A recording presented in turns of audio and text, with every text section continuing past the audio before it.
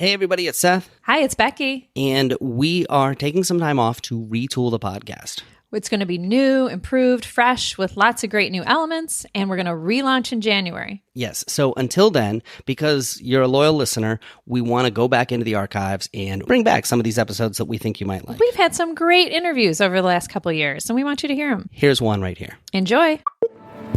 Check, 1, 2, 3. The D. Brief. This is the D Brief.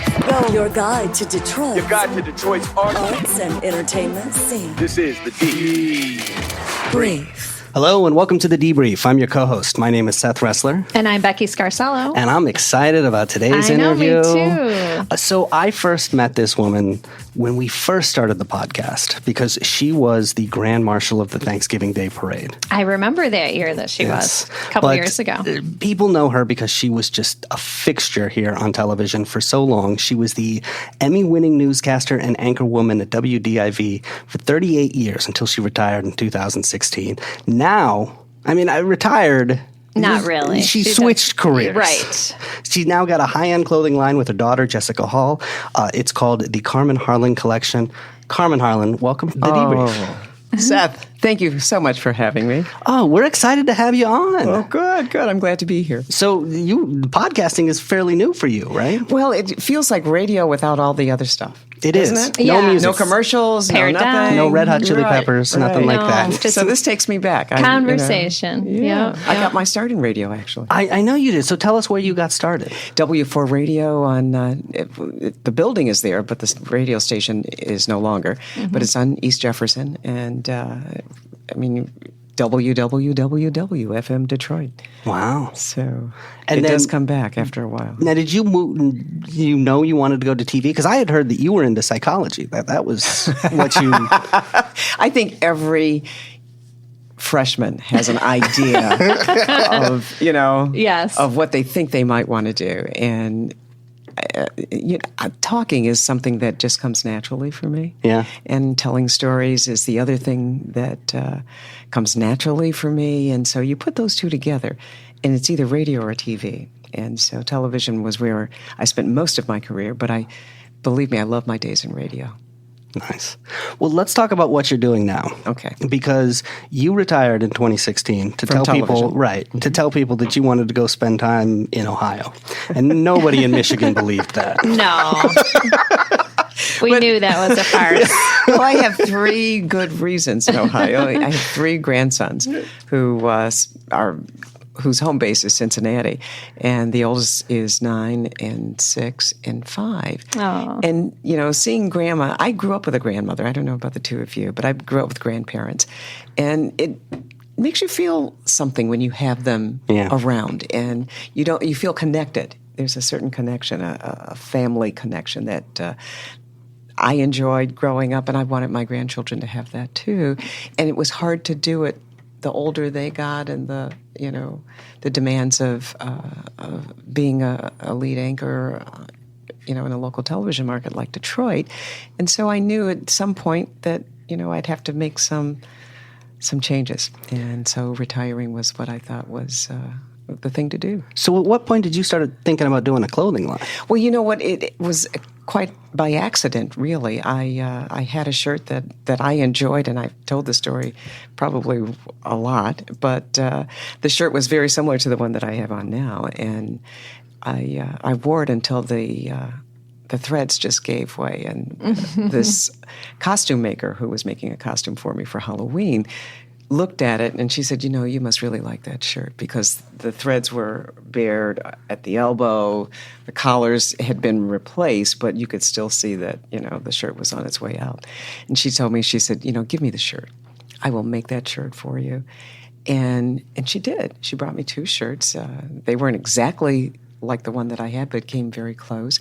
And, and today you think you can find everything online, so I looked online for the shirt, and the designer wasn't making it any longer. So I tried the shirts that the costume maker gave me, and Andy was looking at it. He's my husband, and he said, "Carmen, that shirt looks really good on you. Mm-hmm. You should sell that shirt." And I went, "Really?"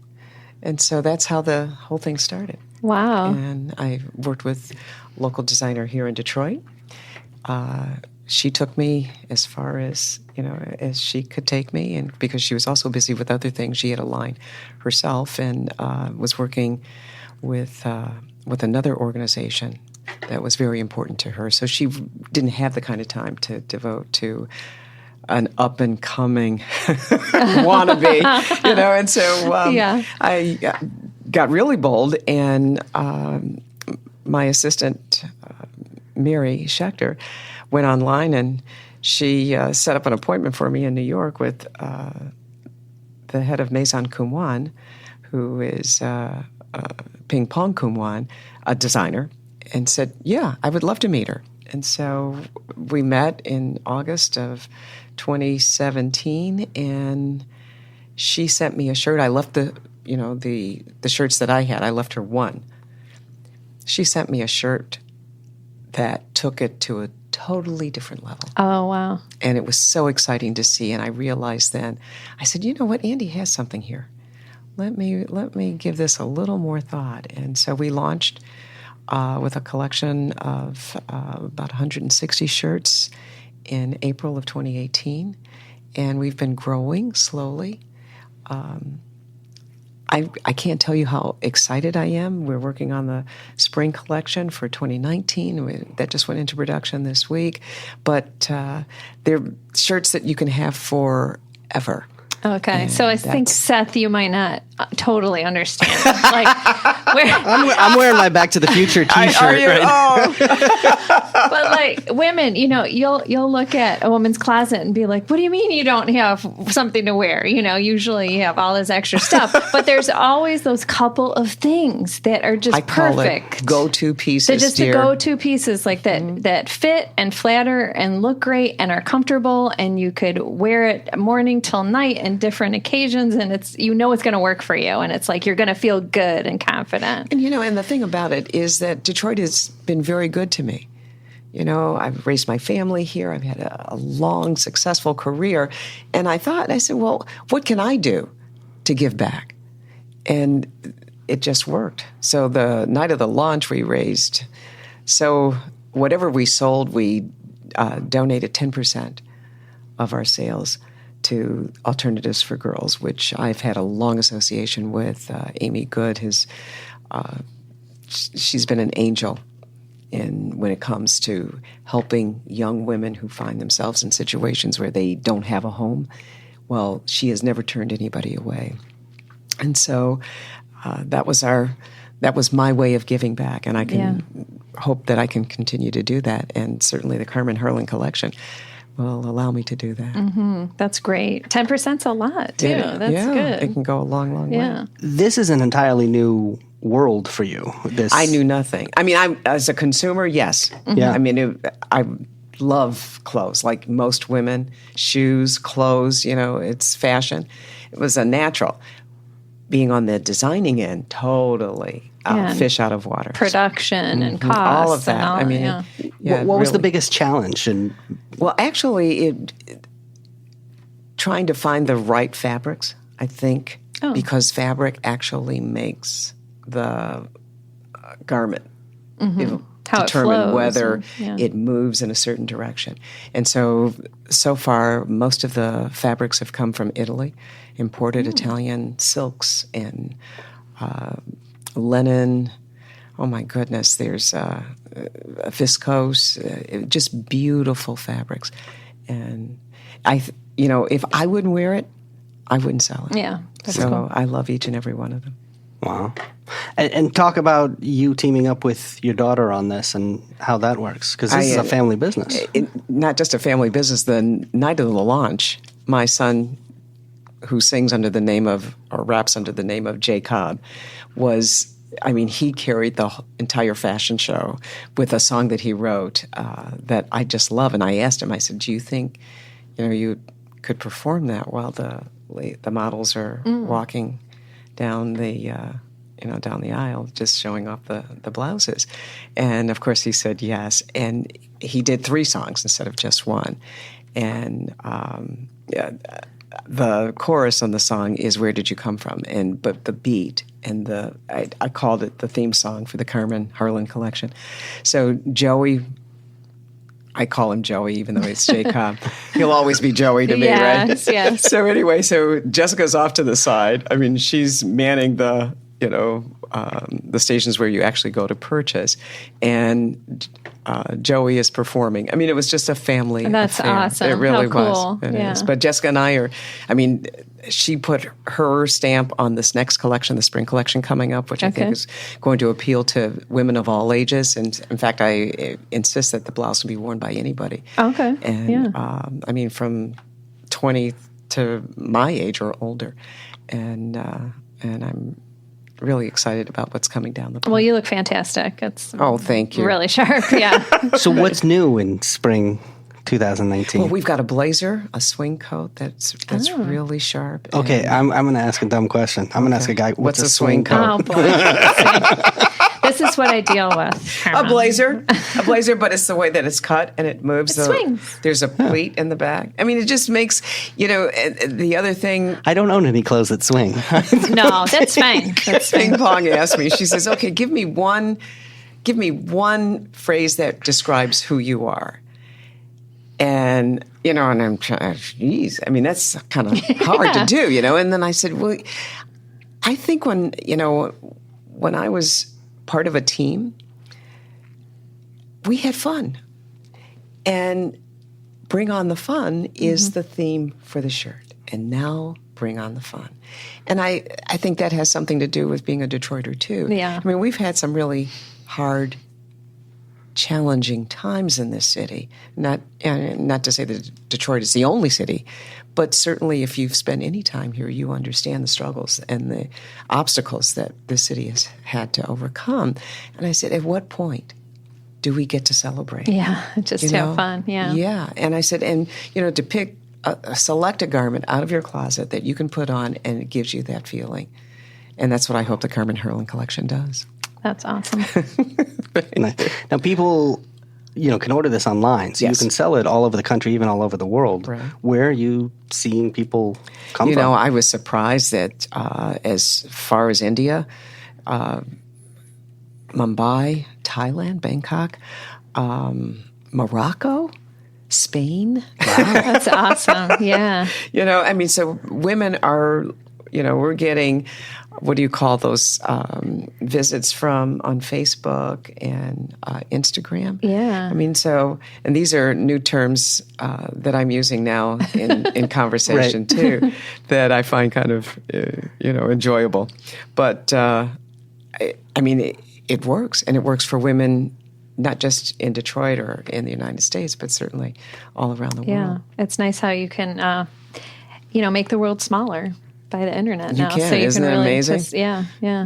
You had another big moment last year, which boy. was that you won an award, the Judge Damon J. Keith Soul and Spirit Humanitarian. Unbelievable. He has been giving this award to, Governor Jennifer Granholm, Rosa Parks. You can go down the list of, the people who have been on the receiving end of this award. And when I got the call from him, Carmen, it's like, oh, geez, what have I done now? We've talked about it, and we believe that you're the person to receive this award in 2018. Wow. And so it was quite an honor, believe me. Yeah. I think so highly of him, and he has been not just a fan, but a friend, and somebody that I truly trust and admire. And so, I was touched beyond words, believe me. It's a big deal. Like It was a big deal. In being in Detroit, Damon Keith. He has a law library named after him. He's legendary. Yes, he is. Yeah. Can I also ask about some of your moments from your television career? Uh-oh. Because Which one? well, let's start There's with so one many, that I've heard you say is your favorite, which is you bearing an Olympic torch. I did it twice. Wow. And the first time I wasn't sure, how I would feel about it because I was never an athlete growing up. Oh, right. I can swim and do certain things like that, but being a competitor, yeah. I just didn't do it. And so, but I've always been a fan of the Olympics. And so I watched it growing up, and when I was asked to carry the torch along with, a host of people across the country, because the torch starts at one place and it goes around to the host city. And it was the same year, I think, that Muhammad Ali lit that cauldron in Atlanta. And you talk about being moved, and you have no idea until you actually put one in your hand and it's your turn to actually move with that torch while it's lit. I mean, it just does something to you. I don't know if I went back to Greece and the original Olympics or not. But, I felt that spirit move right through Wow. me. And it was just, you don't know whether to laugh or cry. Yeah. So you do a little bit of both. And I did ask my daughter to help me get ready for it, because I didn't know how fast I was going to have to run. And, that's a good point. So I said, "Come on, Jess, let's just run." Train a little bit. Just train a little bit for it. And how fast do you run? Well, actually, you could walk. Oh, okay. Whatever you you walk, want to but do. I was, I wasn't sure, and I wanted to at least look like I could move, And, or look like I could run. and what'd you wear?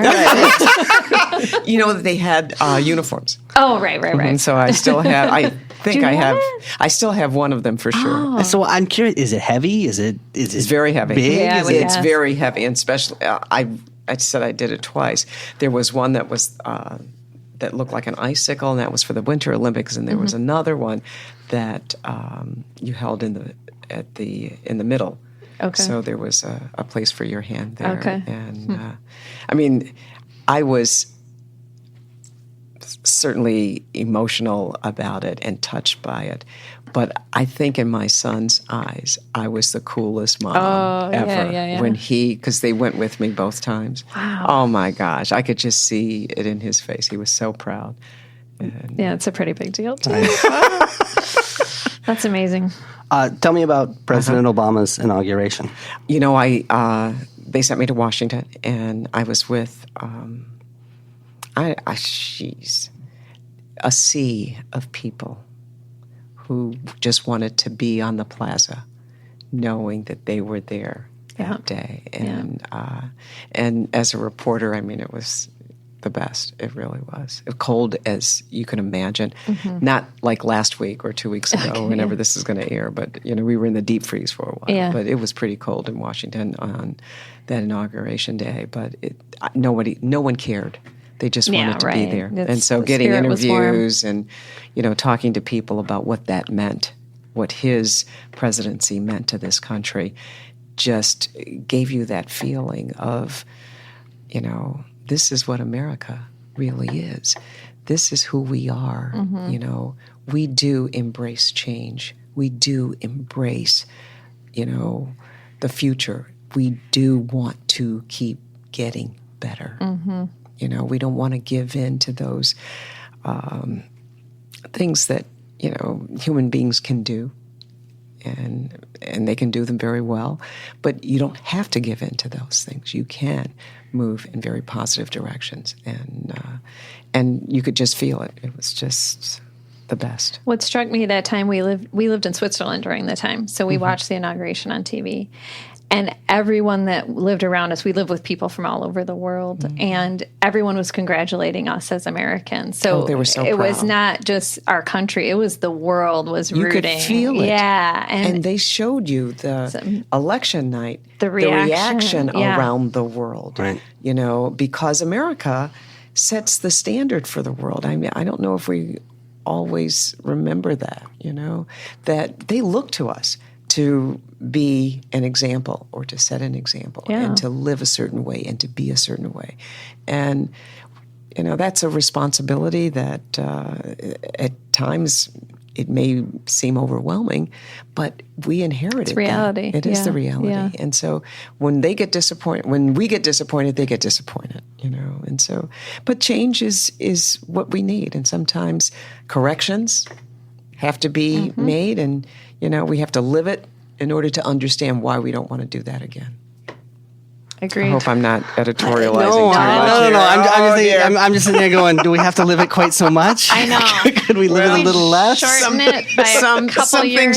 some things you just can't do anything about right now. But you Yeah. know, But I do want to ask you about that because one of the things that has happened in the current climate is the attitude towards news organizations, towards journalists. Yeah, media in general. Yeah, I mean, the Super Bowl just happened. they've come under assault. Right. The Washington Post ran this ad in the Super Bowl, and it was, talking about some of the journalists that have actually sacrificed their lives. We're talking about democracy. And it's been that's the other side of what we do as reporters, as journalists. I mean, people forget sometimes that, it's not an easy profession by any stretch of the imagination. It takes courage to get out there and find out what's really going on and to find out the truth.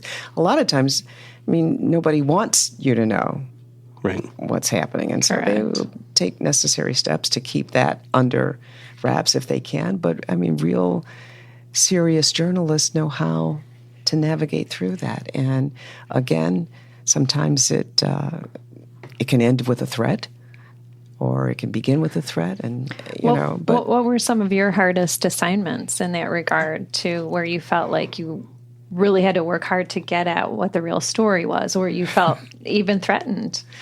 Well, I don't know if my life was ever really in jeopardy, but certainly during the Kilpatrick administration, there were, because of an ongoing investigation into what was going on, not just as far as city business, but personal business, and the lines got crossed. And when we got the transcript from the Detroit News, there were two reporters that came across the street one night, and they had the transcript from the pager that he had, that his chief of staff had, and I mean, you couldn't make this up, Right. Okay, I mean, just reading it, it was I don't even want to call it a soap opera because it was real life. And you were wondering, whoa, who's running the city and how is the city running? I mean, if all of this Is going undercurrent is going on. And so, and the commentary, and I think it was at some point, because we couldn't get anything accomplished as far as city business, because it was just too mired in what the investigation eventually produced and what he was tried on. And so, before that, it's like, well, do you stay in office? Or do you step aside so that the city can move forward? Repair and actually get work done. We couldn't, President or candidate Obama couldn't come to the city of Detroit at that time. I mean, he could, but he wasn't advised. Right. He was advised not to. You don't want to get involved in that. Yeah. I mean, that's not where you want to be. And so if you are thinking about what's good for the city, then you have to step aside so that the city can move forward. Right. And eventually, I did a commentary and asked him to resign. So I'm sure that wasn't well received by the people who supported him, and I'm sure, they let their feelings be known. But it was part of a chapter in this city's history, and, certainly it's not an easy thing to do, but somebody had to do it. Had to say and it. So, I guess that somebody was me. Better you than Seth. But let me tell you, the clothing collection doesn't have any. Circling back. It's a little more fun than that. Yes, definitely. Can I ask about some other visitors who have come to the city over the years? Oh, Nelson Mandela. Yeah, let's talk Pope about John Nelson Paul Mandela. II. Let's talk about how was that? Oh my gosh! Can you imagine? I could probably bore you to death, and you don't have that much time. But telling stories is something that I truly, truly enjoy. Who made you nervous? Oh, yeah, that's a good one. When I first met them? Yes. Oh my gosh! as a very young reporter, I'll tell you, Muhammad Ali probably made me nervous. He came in to campaign for Coleman Young, who was already mayor, and he was just running for re-election. Okay. And who else would you want to bring in?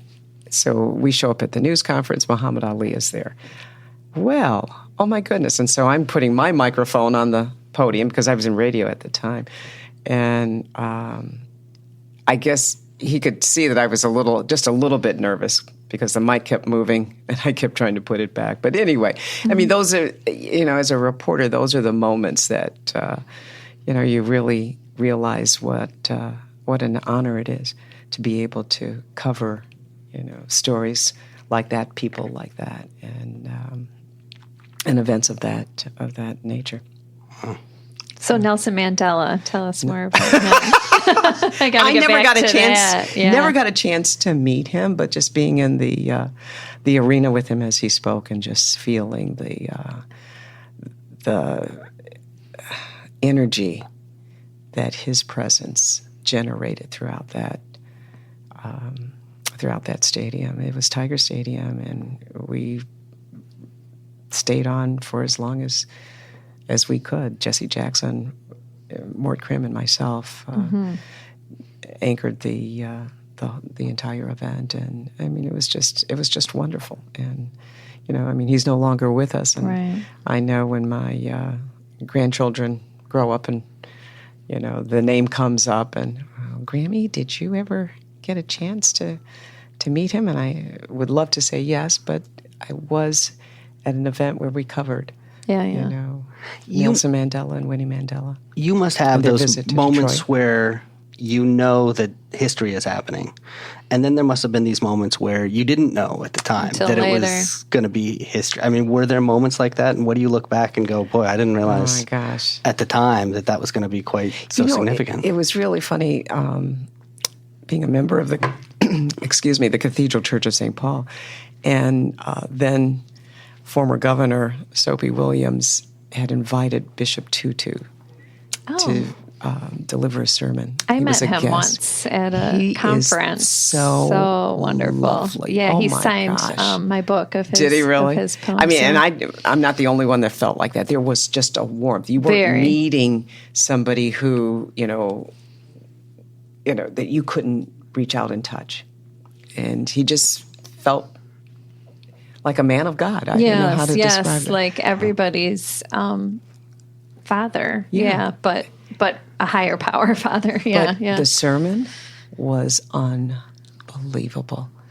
And I was so glad to be in that space. I emceed the evening and took a seat and listened to the sermon. It was one of those nights where, and I'm trying to think if I was in the planning of that event or not, but they invited every member of every head of every religion to the cathedral that night, and the pageantry was just visually stimulating and moving to see all religions represented, and it was quite an evening.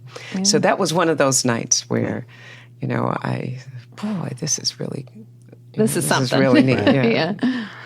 This city has changed so much over the past several decades, and you've had a front row seat to it. I mean, what do you make of what's happening in Detroit now, especially just the last couple of years, because it feels like there's a lot of development going in. How do you feel about it? What do you see?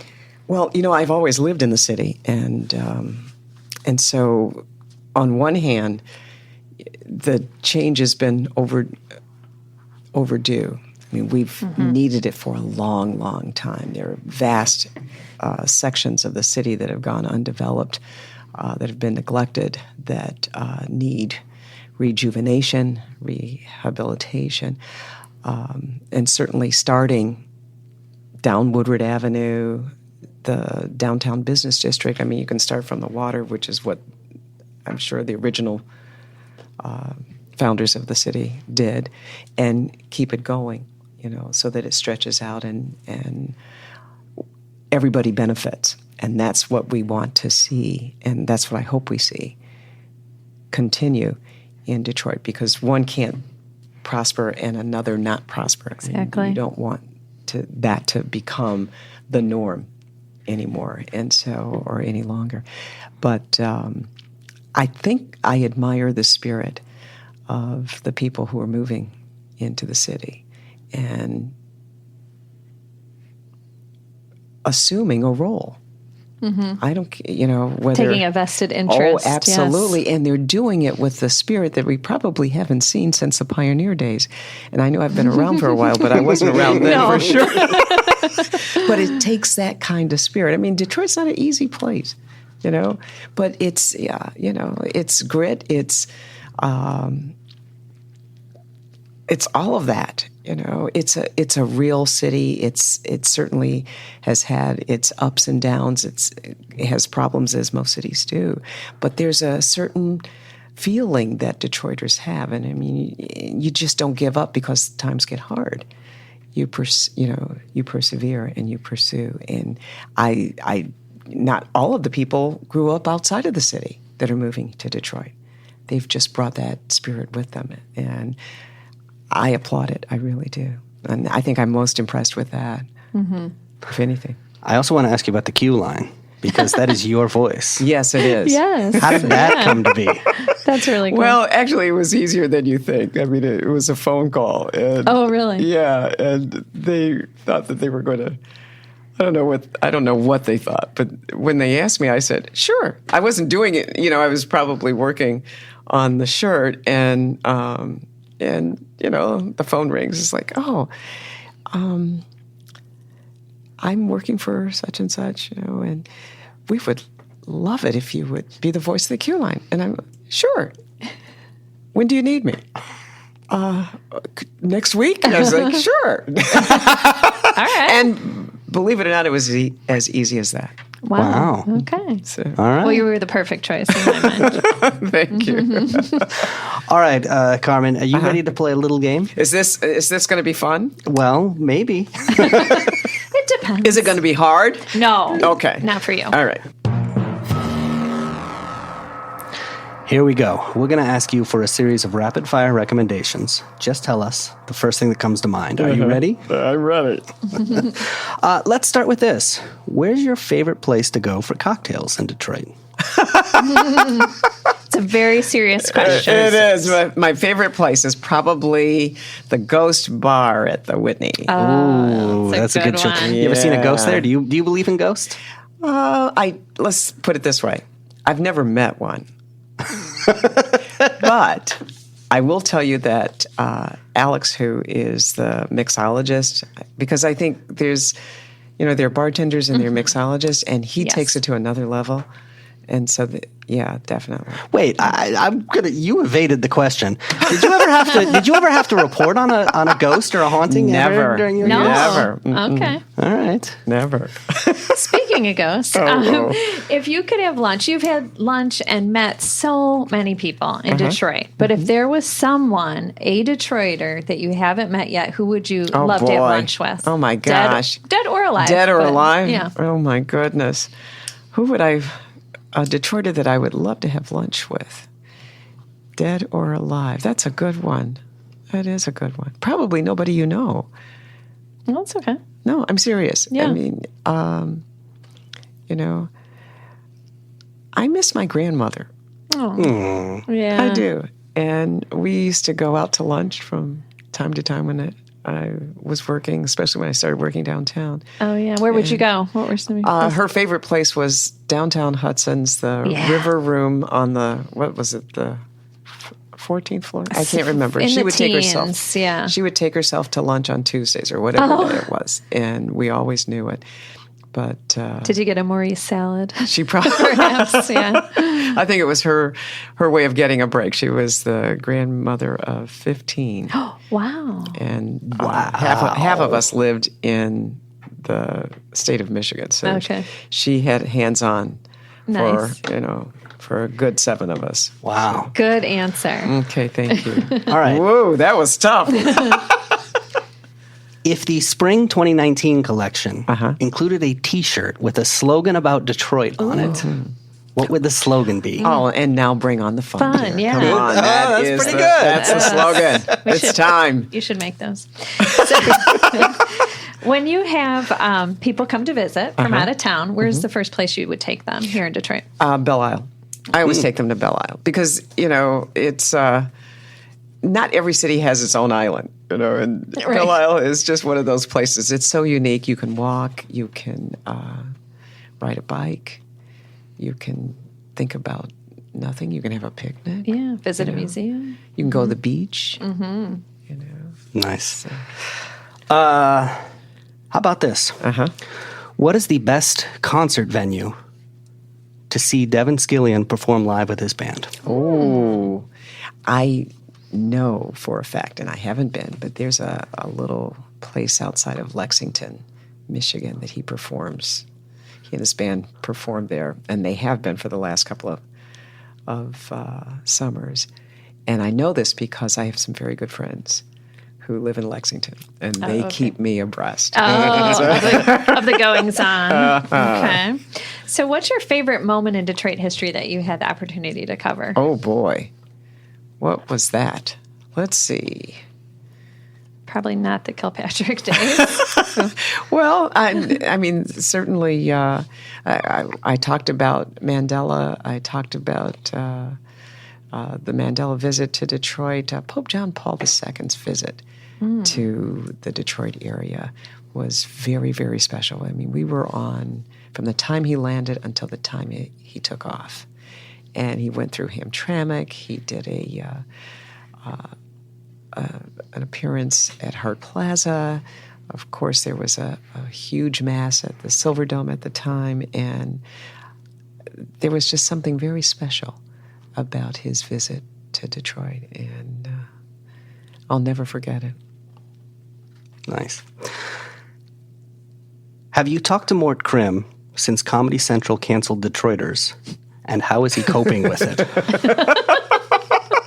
Knowing Mort very well.